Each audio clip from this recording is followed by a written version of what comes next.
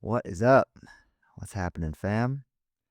Today, I want to talk about finishing the first draft of my third book, which is my first go at fiction, and it's based on my experiences living in Japan as an English teacher. And in the creative process, um, there's a lot of self doubt. There's a lot of wondering if you're good enough and wondering why you're doing what you're doing in the first place. And I'll just speak from my own experience. It's been nearly a decade of writing, writing stories online and blogging. And, I wrote two books and self published them. And then this is my third one. I've been immersed in this creative process, this creative life for my entire adult life, pretty much since graduating college. I studied journalism in college, and then when I graduated, I actually fell in love with creative writing. And I realized that it's not journalism.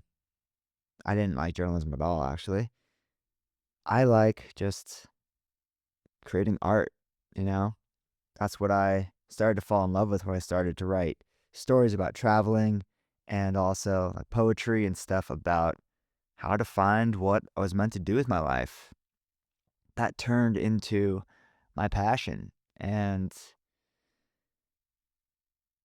it's been an incredible journey so far. And I posted a video about the book The Creative Act by Rick Rubin, which was awesome. And then I've been rereading one of my favorite books, Mastery by Robert Greene. I read it probably like 6 years ago or something for the first time, and then reading it again just with a new perspective and, in a new place in life. And I'm also like been watching this video, Andrew Huberman talking to this man named Dorian Yates, who is one of the greatest bodybuilders who ever lived, and he's just a legend. He's in his 60s now, and they just talk about life and pursuing our goals and whatnot, and just made me think a lot about like self doubt in this path that I'm on. And as I finish the first draft of my book, um, I am facing some self doubt. Like, is it good enough? Um, is it it's based on my own experiences, so a lot of it is kinda there's this distinction of, like, I don't know, it's just pretty unique, and then I talk about back pain pretty much. I'll just be frank. In the book, like, back pain is a theme of the character, and then part of me is like, is that seems like a kind of a random thing to put in this book about Japan. So part of me is like, it's real. It's coming from real human experience, and maybe the book would be more straightforward and like broad if it didn't have to do with the main character being in pain. It could just focus on being in Japan, and but it's actually something coming from real life. And it's almost like this contrast of what I actually felt when I was there, which is like things are so good. I can't believe I'm actually living in Japan. This is so cool. But then also I'm in a lot of pain. And I thought that I could escape this part of me that, I've dealt with for my entirety of my 20s. I thought that by like changing my environment, going to Japan, maybe I just leave that part of me behind, but the pain came with me. And that's a theme in the book. He's in pain, and the pain kind of stands for whatever we go through in life. But he's also having this incredible experience. So then I'm battling a little bit like, like as I said before, is it broad enough having to do with this kind of a niche thing, back pain? And also, there's a lot of people out there who deal with back pain, people like me, and I realize that there's, so many people who deal with pain underneath the surface as we're just living our everyday lives, and maybe this will speak to that. And the other thing is, like, if publishers ask me to, as I'm pitching this book, if they're like, "Oh, and this is just an entire manufactured um conflict in my head of, like, if they asked me to take that part out, would I do it, or would I stay true to my story, my message, and even self-publish it? Because I felt like that's something that is relatable, and it's something that I want in the book. And then, is that just a cop out? Because,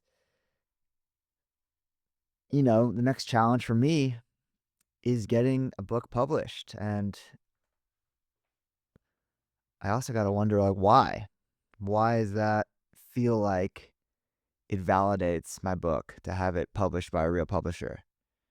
Because I self-published my first 2 books because I told them in the way that I wanted to tell them, and I did the whole creative process myself of putting it together and designing it and everything, and worked with artists. Actually, I designed my first book cover, but then I had the second one done by a professional, and I love the way it turned out. Like, I had total creative control, and so I'm like, "Why do I need to feel validated in this one by having it published by a publisher?" Um, I guess you get more reach and stuff, like marketing, they do that for you, and it just seems like, "Oh, I finally made it if I got it published." I'm finally like a real author instead of doing it myself. And it's interesting, I don't have the answers. Um, I want to talk about what it's actually like going through the first draft and my whole writing process and stuff, but first I just wanted to explore this idea of like where I am on the journey right now. I'm 30, I'm still in the early stages, I think, of my creative journey and of my life, and I have this hunger. Like, I got a fire in me. I wake up literally at 4 or 5 AM every day. It's almost, like, too much, but as I was writing the book, I just finished, like, a few days ago, the first draft, it's like that time in the morning, the early morning is my favorite time to write. It's very special to me because if I could write from, like, 5 to 8, 3 hours, that's would be superb. It's usually more like, I just kinda read a little bit, I get the pistons going, take it slow the first, like, 30 minutes to an hour, and I'm actually, like, working on the book by, like, 6 to, like, 9, and I'm in a special place right now where, I don't have a full-time job, um, so I've been, for the last 3 months, just focusing on I set myself a deadline, and I'm moving to New York in a week from today, where we'll be getting another job and such, but for this period right now that I'm back home in LA with my family, and I'm like, I'm just gonna use this time to get the first draft done. And still, I would get up at 4 or 5 and write first thing in the morning for 2 to 3 hours because even if I don't have a job, for some reason, like during the day, once the sun comes up and the day starts going and I get hungry and I start seeing people, it's like I lose a little bit of that fire. At that early morning before the sun comes up, it's dark outside, I get the first cup of coffee going. I'm in another headspace. Like it feels separate from reality. And I feel like I could tap into creativity in that time. And I'm a morning person, so I just love getting up early. I love the freshness of a new day, hearing the birds start to chirp. Or at that time, it's like an owl, some coyotes. It just feels like kind of an ethereal space. And I love writing in that time. And then I'd try to maybe have a second session in the afternoon or something, but there's nothing like that, writing first thing in the morning for me. And I was living in the Bay Area for the last 6 months, and I was working at a coffee shop up there, and I was still working on the book almost every day. And sometimes when you're busier, you're actually able to get more done. Like when I was working as an English teacher in Japan, I was writing my second book based on my experiences teaching English or working at a hostel and then on a farm in Italy in Europe. Um, and I knew the job was from actually 2:45 until 9:45 at night, which was because it was like after school, after work for the students. So I'd have the morning to work on my own stuff. Had the podcast going, the Dare to Dream podcast. I had the book that I was working on, and then I was also doing like a newsletter every week. And it was a lot. I'd get up and go to the gym in the morning. You know, I'd cram all this stuff in, but I got a lot done. I got it done because I knew I didn't have much time to waste. So, I wrote my whole second book while having a full-time job. I've worked on this Japan one while having one, and then in New York, I'm still got a lot of work to do with it, so I'll still be doing that. But I'm proud of myself. I set myself a deadline of finishing this before I went to New York, and I did it. And that's an interesting point that with creative processes, creative endeavors, deadlines are very helpful. Whether, just setting one for yourself or actually having one when you say, I have to do this by a certain time, just get it done. If I had a year to write the first draft, I'd probably take the whole year instead of 3 months. But did it, and back to this idea that I was talking about before, like with the questioning and doubting myself a little bit and wondering what it's all about, what it's all for, what my life is about. Like, it's interesting that I want the success. I want to get over the hump. At least part of me does, where it's like I'm getting paid to write. Maybe I'm working for a magazine and I'm getting my books published. I could be 45 before that happens, or it could be in the next 6 months when I move to New York. I have no idea. But it feels like I've always had this dream, throughout my 20s. It's like, God, why? I just want to have my job being this thing that I love. I want to get paid to write. And I do, like, I've made money writing on Medium, writing on my Substack, make money on Amazon writing my books, but it doesn't pay the bills per se. It's, I need a job, quite frankly. And my God, man, I guess it'll just be self-validating once I'm making money from this thing, but then also, like, I gotta question why that feels like it's gonna make me happy or gonna feel like I'm actually validated as a writer and as an artist, you know, because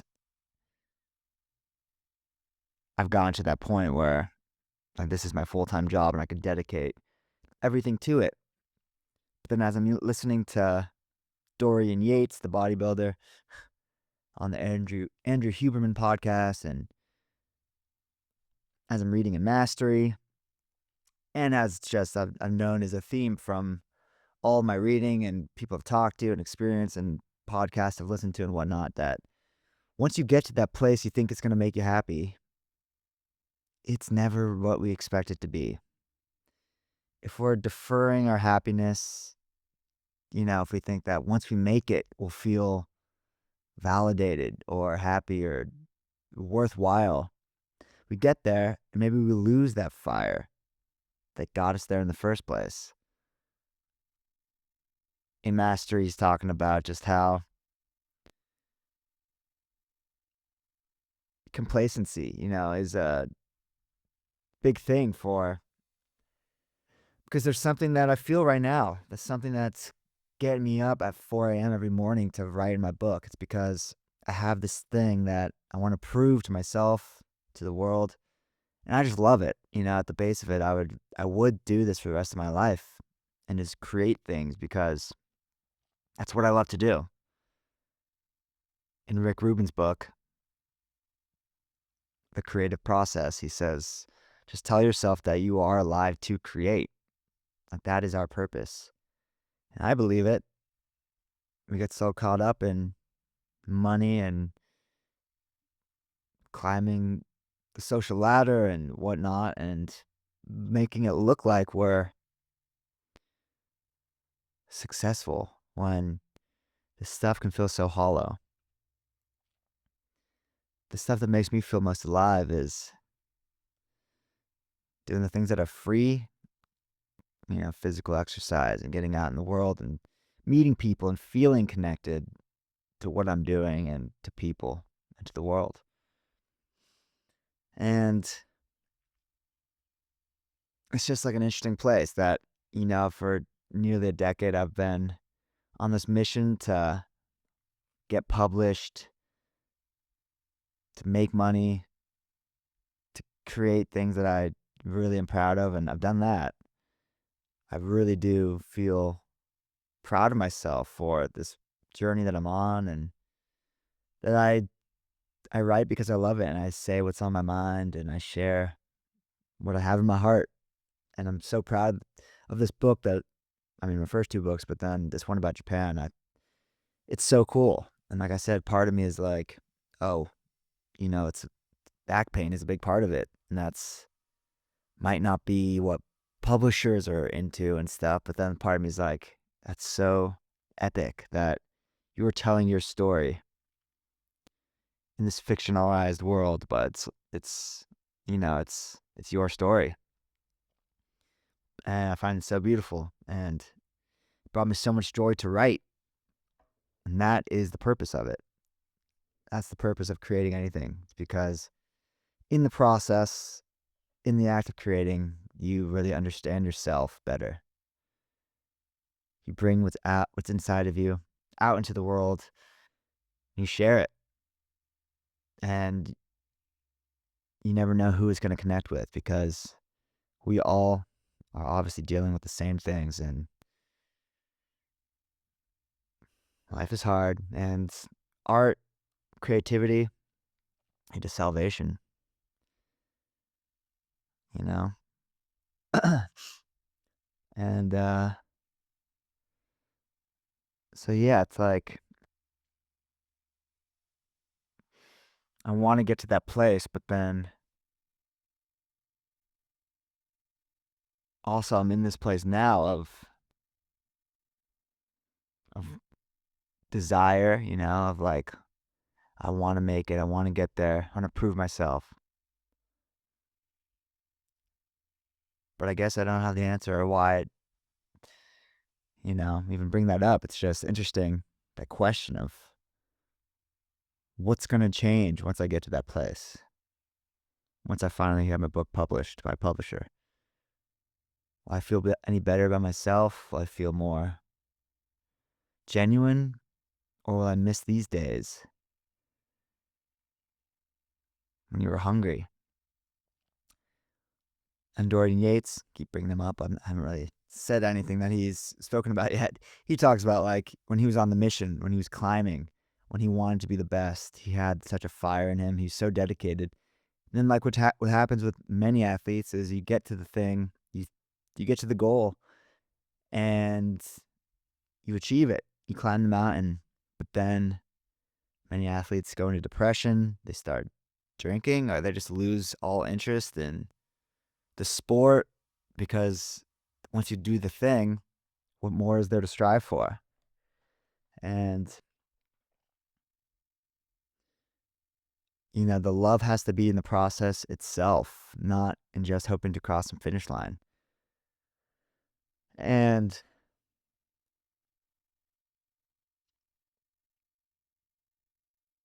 yeah, I just hope to never lose the love of creating for creating's sake, Um, yeah. I want to talk just a little bit about writing the first draft of the book, what I love about writing, and yeah, just hope to inspire you to, if there's anything you're hoping to create, or if you're in the process yourself, to just go for it. And I talked about setting yourself a deadline. That's important, just to stay at a thing. But I think a good rule of thumb, I try not to have too many rules around the process or anything, but just try not to miss 2 days in a row, because consistency with creating something deep and something of magnitude, like something big that takes time, is consistency. So I try not to miss writing 2 days in a row. If I did, so be it. But just get back to it. And if you miss a day, just try not to miss another day. And I would tell myself, like, doesn't matter how little or how much, sit down and write. Because once you sit down, I was more likely to be like, okay, let's do this at least for an hour. Um, so the word count didn't matter as much as just sitting down and doing the thing. And the first draft I see as just putting clay on the wheel. The first draft of anything. We could get so caught up in perfectionism and needing the thing to be perfect right out of the gates, and we can't, might as well not even do it if it's not going to be great or something. But you got to just see the first go at it, the first draft, as just putting clay on the wheel. Because I think with my second book, I literally did like 20 drafts myself of reading through the entire thing and changing it and editing. And I actually love that. I love the editing aspect of writing the book, perhaps even more, because, it takes a lot of work to sit down and create out of thin air. And I was very lucky that I had copious articles and notes from my time in Japan, and I combed through literally every single one and created a timeline and created the story. But there's much of the story that I did just create with my imagination, and that's pretty hard. It's definitely a lot of times when just to sit down and write, it's like, oh, let me just vacuum really quick, vacuum the room, or clean the bathroom, or just procrastinate. But I'm like, no, sit your ass down and write. And so I think taking the pressure off and realizing that it's not going to be perfect, that there's going to be a lot of changes, but to make those changes, you first need something to work with. You need clay on the wheel, and that's what the first draft is. And don't hold back. The first draft is 496 pages. I put everything I had into it. I'll probably cut it down. I'm definitely going to try to, and there's going to be a lot, that I'm going to cut and edit it, but I just threw everything I had in. I didn't try to overthink it and make sure things were perfect. Just kept the momentum going, kept the ball rolling, try not to get bogged down. And a lot from the creative act, that book was super helpful to read as I was writing, because a lot of it is about, well, obviously the creative act, but I think one of the coolest lessons was that you don't know what the art is trying to say, like, until it says it, if that makes sense. Pretty much the art reveals itself as you go. The message does. And that you don't have to make your message clear. That doesn't have to be like a message. Like, there's definitely themes in the book. And I was like, oh, I want to, like, how do I make this clear? But you don't have to. What comes through will come through if it's meant to.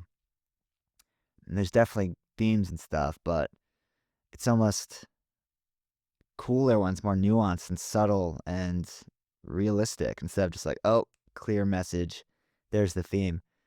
It's like it will reveal itself in its own way. So just keeping going, keeping consistency and just staying at it, and the message, the essence will reveal itself. But for it to do so, you have to sit down and you have to do the thing. That's the most important thing. Consistency. inspiration doesn't come and cause you to create. You got to sit down and start creating, and that's when the inspiration comes. And it could obviously go both ways, but the action is more important than waiting for inspiration to strike. And I just love like making it as fun as possible, as enjoyable as possible. So, like I love fonts and designs and just making it look like a book as I'm going along, sizes and table of contents and whatnot. Like it just, I like that stuff. So like making it look as cool as it can, having fun with it. I love design and the process, magazine design and just book design, and having a lot of fun with that. That's important to me. I had Google Docs going with the whole timeline, and then a page with all the themes, all the character names, all the, just all the information I needed, and making that like all colorful and fun and just having a good time with it. I'm a very organized person, especially with reading and writing, and like I feel like I have to like take notes of, I'll have like notes of all my favorite quotes and all just favorite quotes from books and stuff, and I just like that. I like being organized, and in this process of creating, like being really organized about it. Um, yeah, just not overthinking it, you know, sitting down and doing the thing. Then there was just so many times where it's like I didn't know where something was gonna go, but then it hits me like on a run or something. Like, oh my gosh, like this, I wasn't even trying to connect these two things, but then this theme connects to something else, and it's like it's such a beautiful process, and it's given me so much joy and satisfaction to see this thing come alive, to tell the story of living in Japan. Ultimately, you got to do it for you. You got to do it for you. If I do self-publish it again, if no one even reads it, I don't really care. Like this writing and writing this book, writing my first two books has given me so much meaning in my life. And I'm just very proud of what I've done and what I'm doing and what I'm pursuing. So that's the reason to create. It's because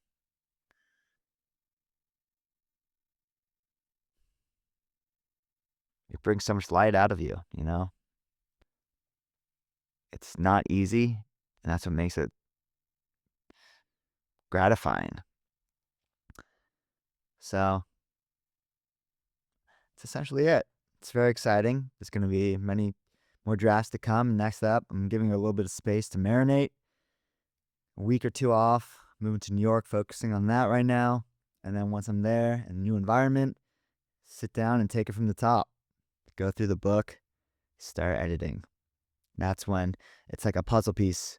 It's like a puzzle. It's like a book it's as if you manufactured the puzzle pieces themselves. You're creating the puzzle and also solving it simultaneously. It's quite the process. Creating a thing and also you get the picture. The puzzle. It's a puzzle. Anyways, much love, y'all.